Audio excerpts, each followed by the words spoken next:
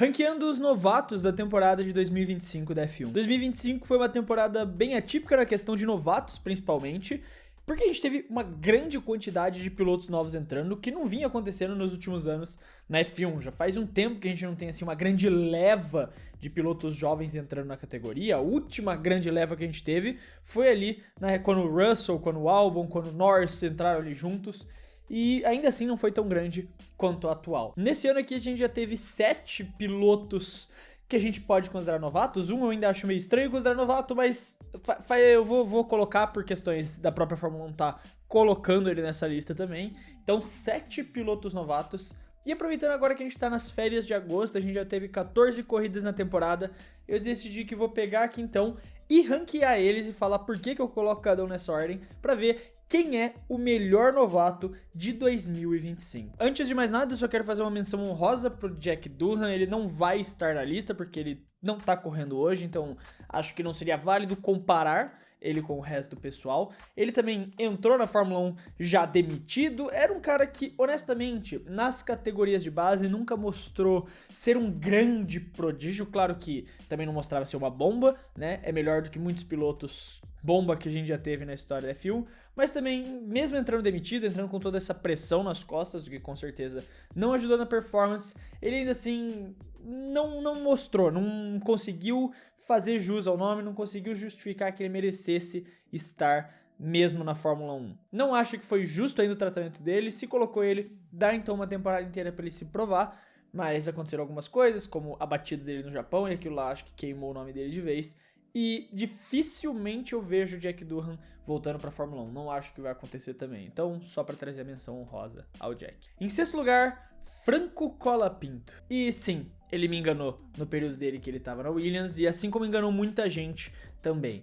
Porque você pode dizer o que você quiser dele hoje. Na época da Williams ele foi realmente muito bem. Ele pilotou muito bem. Ele foi o primeiro companheiro que chegou naquele carro e conseguia dar um calor mínimo que fosse pro Alex Albon. Ele conseguiu já logo de cara se classificar bem, se bater de frente com o Albon, coisa que nem o Sainz conseguiu fazer logo de cara. O Sainz ainda demorou muito para conseguir pegar o ritmo do Albon no carro e até hoje não consegue em todas as corridas replicar essas boas performances. O Franco chegou e já conseguiu fazer isso, já conseguiu pontuar em 2 etapas diferentes, tinha um bom ritmo de corrida e realmente parecia que estava conseguindo encontrar um caminho. Só que desde que ele recebeu essa oportunidade na Alpine, entrando no lugar do demitido Jack Durham, ele simplesmente não conseguiu mostrar nada que defendesse o nome dele na Fórmula 1. Ele vem apanhando do Gasly de todas as formas, até mesmo quando ele tem boas classificações, como foi o caso do GP da Áustria, o GP da Hungria, que ele conseguiu se classificar na frente do Pierre.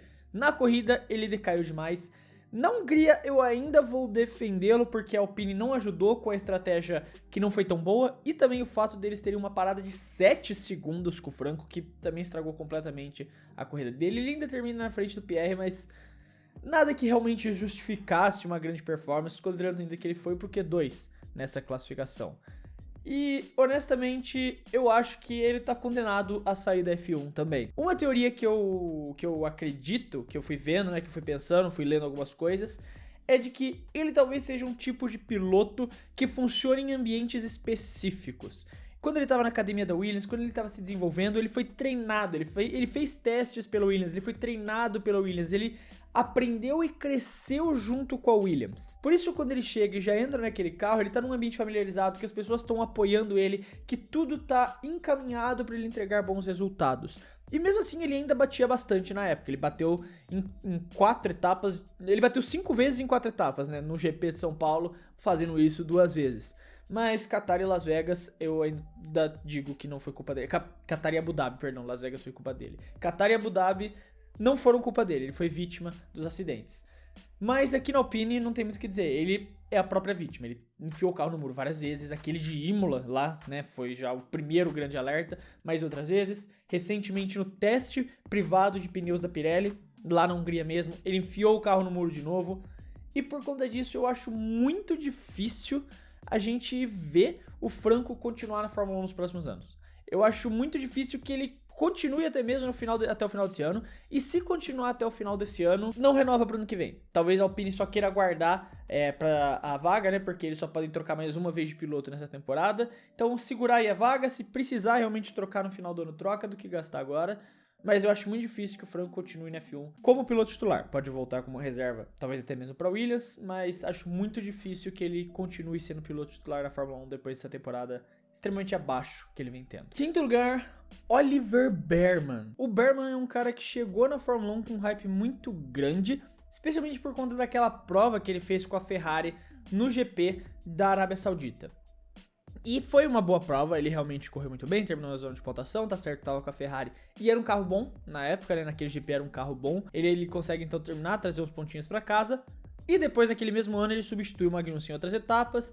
Não tem grandes performances, inclusive no próprio... No caso, no GP do Azerbaijão, ele até faz um ponto por conta da batida do Sérgio Pérez e do Carlos Sainz. Ele ganha as posições e termina em 10º lugar, se não teria terminado em 12º. E no GP de São Paulo, dá pra desculpar a péssima performance que ele teve lá, porque foi um GP muito complicado, vários experientes tiveram problemas, o próprio Hülkenberg, né, teve a bandeira preta, depois de tantos anos que a gente não viu uma bandeira preta. Então é um GP que você pode passar esse pano. E especialmente lá fora, agora por ele ser britânico, pintavam muito ele como tipo, uau, um grande piloto que tá chegando na Fórmula 1, um cara que vai se desenvolver, um cara que vai ser um grande piloto. E honestamente, eu nunca comprei o hype do Oliver Bearman. Se eu tava errado com o Franco Colapinto, e eu tava, porque eu defendia muito ele, falava que ele merecia, que ele era um bom piloto, com o Bearman, eu falei no vídeo do começo do ano, que eu vou reagir no final do ano ainda, né, aonde eu coloquei cada novato no ranking, mas no vídeo do começo do ano eu já falava que eu não via tudo isso no Bearman. Nas categorias de base ele nunca mostrou nada fora do comum, não foi campeão da F3 e em 2 anos de Fórmula 2 também não conseguiu ser campeão, inclusive no ano passado, como companheiro do Kimi Antonelli, levou uma sova dele, ele ficou na segunda metade da tabela, ele não ficou nem no top 10 da tabela da F2, ele ficou no top 11 para trás, apanhou pro Kimi Antonelli, foi uma péssima temporada dele de F2, mesmo que o carro da Prema não fosse tão bom, ainda assim você esperava que o piloto da Prema terminasse no top 10. E o Bearman nunca mostrou isso pra mim nas categorias de base. E agora na F1, ele vem tendo um problema muito grave de ritmo de corrida. Ele se classifica bem. Uma coisa que eu tenho que realmente dar o crédito pra ele é que ele é um bom classificador, ele consegue colocar esse carro da Haas em boas posições. Mas os roteiros das corridas dele são sempre os mesmos. O Bearman se classifica bem e o Ocon se classifica mal. Você vai ver no final da corrida o Ocon nos pontos, o Bearman lá em último. Toda corrida a Haas repete o mesmo roteiro. Ele classifica bem e de repente está lá atrás do Ocon. Ele não consegue manter o ritmo de corrida. Ele não consegue ser consistente a prova inteira. E isso é péssimo para um piloto de Fórmula 1. Dentre os vários defeitos que um piloto de F1 pode ter, talvez esse seja um dos piores. Porque é no domingo que os pontos valem. É ali que você precisa ser bom, que você precisa ter o mínimo de defeitos possíveis. E ali ele tem um dos defeitos mais graves que você tem na F1 hoje. E assim, eu não coloco ele atrás do Franco porque pelo menos ele não bate, ele não fica enfiando o carro no muro.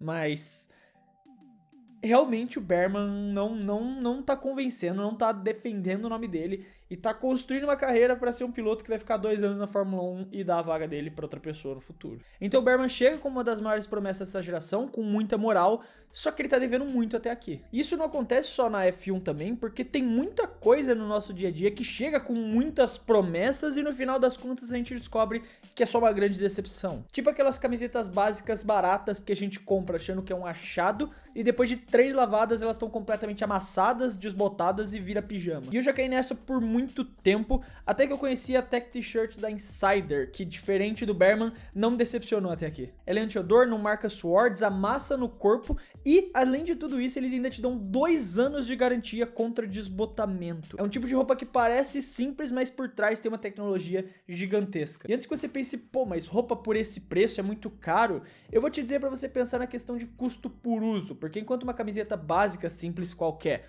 você vai pagar mais barato, mas ela vai desbotar rápido, a Tech T-Shirt da Insider vai ficar com você por muitos anos. E continuando com cara de nova mesmo depois de você lavar um monte de vezes. Além de funcionar pra qualquer look e qualquer corpo, porque eles têm dos tamanhos P até o XXGG pra homem e mulher. E se você quiser testar, você ainda pode garantir com 15% de desconto com o meu cupom CLUBEDF1 que tá aparecendo aqui na tela, ou pra facilitar a sua vida, você pode clicar no link que tá no comentário fixado aqui do vídeo, que já vai adicionar o cupom automaticamente no seu carrinho. E vai por mim, essa é uma escolha que vale o investimento e que diferente de alguns pilotos, te entrega o que promete. O próximo nome da nossa lista, o quarto colocado no ranking de pilotos, Liam Lawson. Esse é o que eu falei ali, novato entre aspas, né? Mas antes da temporada começar, ele ainda não tinha participado de metade das corridas de uma temporada de F1. Ele só tinha participado de 11 provas e hoje metade de uma temporada tem 12 provas. Então você até poderia dizer que é um novato, mas um novato ali de grife. O começo do ano dele foi terrível naquela passagem da Red Bull, foi péssima a passagem dele na Red Bull, completamente esquecível, ele foi muito mal, terminando inútil mais de uma vez nas primeiras etapas e logo depois da China já foi substituído pelo Tsunoda. E o começo dele na Racing Bulls foi também muito mal, ele tava apanhando e apanhando muito feio do Hadjar, porque dava pra ver claramente que o mental dele foi afetado. E a especialidade da casa da Red Bull é isso, né? Afetar o mental do segundo piloto e destruir o psicológico dele. Você vê os pilotos saindo da Red Bull e são muito mais, os segundos pilotos pelo menos, e são muito mais felizes em outras equipes. Só que ele foi com o tempo trabalhando isso, ele foi melhorando. Se esse ranking fosse alguns meses atrás, eu até colocaria ele atrás do Berman. Só que desde o GP de Mônaco, ele vem construindo uma confiança muito boa e vem tendo resultados melhores, inclusive do que o Hadjar. Ele vem conseguindo terminar muito bem nas corridas, ele vem conseguindo entregar bons resultados, terminar com frequência na zona de pontuação nessas últimas provas, coisa que nem o Hadjar vem fazendo com essa mesma Racing Bulls. Então ele tá construindo, ele tá ganhando confiança, ele tá se recuperando. Mas por conta do começo de temporada tão fraco que ele teve, eu ainda coloco ele em quarto lugar. No final do ano, talvez ele até ganhe posição quando a gente for reavaliar esse ranking. Mas hoje, quando a gente pega o todo, engloba o cenário geral da temporada, pra mim ele ainda é o quarto colocado, mas ele vem reconstruindo essa confiança, vem ganhando esse espaço, o que é muito importante, considerando que um dos 3 pilotos da Red Bull, entre Tsunoda, Hadjar e Lawson, vai perder a vaga pro Lindblad no ano que vem. Isso aí vocês podem ter certeza de que a Red Bull vai colocar o Lindblad. Eles estão preparando tudo pra subir esse menino, já fizeram até o adiantamento da superlicença dele, porque eles querem colocar o Lindblad. Então é muito importante essas performances para que ele faça o nome dele e consiga manter a vaga, pelo menos na Racing Bulls pro ano que vem, e é por isso eu coloco ele em quarto lugar, remando ali uma posição. O terceiro colocado da nossa lista é Andrea Kimi Antonelli. Esse sim foi o que provavelmente chegou com o maior status e com o maior hype pra categoria, né? Por conta de tudo que aconteceu, dele ter pulado da freca pra F2, ter feito só uma temporada de F2 e já pulado direto pra F1. Ainda mais por ter ido direto pra Mercedes, no lugar do Hamilton ainda. A Mercedes fez até um documentário pra mostrar toda essa subida dele. E ele começa a temporada elevando esse hype. Ele se classifica mal na Austrália, mas ele faz uma corridaça pra se recuperar e terminar em P4. E ele tem outras grandes provas ao longo do ano, ele realmente consegue andar bem, tem a pole position dele na sprint de Miami, tem o pódio que ele conseguiu no Canadá, então ele mostra que o talento tá lá em vários momentos da temporada. O grave problema dele é, desde que chegaram as corridas europeias, ele não vem mais conseguindo mostrar nível. O cara simplesmente é alérgico à Europa. Eu nunca vi isso. O piloto europeu que é alérgico a pistas europeias. E essa doença é tão grave dele, essa alergia a pistas europeias é tão grave, que o cara, ele não pontuou em nenhuma rodada europeia, foi pro Canadá, pegou um pódio, voltou para as outras rodadas europeias e continuou sem pontuar, até que eventualmente na Hungria ele termina na zona de pontuação. Cara, é bizarra a má performance que ele tem nas pistas europeias. E no meio das pistas europeias ele vai para a pista do Canadá, termina no pódio, volta pra Europa e não consegue nem terminar na zona de pontuação até o GP da Hungria. Então, eu não sei o que acontece, porque especificamente na Europa ele não consegue ter boas performances, mas em outras corridas ele conseguiu mostrar todo esse hype, conseguiu mostrar o porquê que ele veio pra Fórmula 1. Só que ele vem sendo um piloto muito 880. Ele ou é um piloto que vai fazer uma grande prova, um grande final de semana, ou se for na Europa ele vai fazer um péssimo final de semana. Só que 880 geralmente você usa numa expressão para um cara que você não sabe quando ele vai ser 8 ou quando ele vai ser 80. No caso, você sabe quando ele vai ser 880. Se for na Europa vai ser 8, se for em qualquer outra pista ele vai ser 80. Então, essa instabilidade meio bizarra. E você pode passar o pano. Muito novo, né? Chegou com 18 anos na F1, que hoje é muito novo. Mas essa instabilidade pesa muito contra ele. Por isso eu coloco ele em terceiro lugar e não mais abaixo que isso, porque ele mostrou grandes performances. Ele mostrou grandes provas, grandes corridas, grandes classificações. Mas ele também mostrou baixos muito baixos. Por isso um terceiro lugar nesse momento eu acho que tá bom, porque ele mostra que tem o potencial, mas ele ainda oscila demais para chegar nesse potencial. Agora o segundo colocado da nossa lista. Isack Hadjar. Eu vou ser honesto que eu até demorei um pouquinho pra considerar entre o primeiro e o segundo. Porque em começo de temporada, o Isack, ele foi absurdo. Ele foi muito bem. E não tem como dizer isso. Apesar do GP da Austrália dele ter sido péssimo, o resto da temporada dele foi absurdo. Ele é, até agora, o segundo melhor piloto da Red Bull em geral na pista, no campeonato. E tanto que eu até fiz um vídeo recente, eu boto o card pra vocês verem depois desse, falando sobre o dilema e como ele tava tão bem que ele tava sendo considerado pra Red Bull. Só que o problema é que nas últimas etapas, ele vem tendo uma certa dificuldade de conseguir pontuar. Diferente do Lawson, que vem conseguindo pontuar com frequência na Racing Bulls. Mas nas últimas provas, ele vem tendo algumas corridas não tão boas. Principalmente depois do GP de Barcelona. Claro que você tem algumas exceções ali, como o GP da Grã-Bretanha, que todos os novatos foram maus. E na Hungria, ele também teve a estratégia dele atrapalhada pela própria Racing Bulls. Mas no geral, ele começou a deixar um pouco a desejar. Ainda assim, outro grande ponto positivo dele é classificação. Porque tirando Russell, Max, as duas McLarens e o Leclerc, ele é o único outro piloto do grid inteiro que não caiu nenhuma vez no Q1.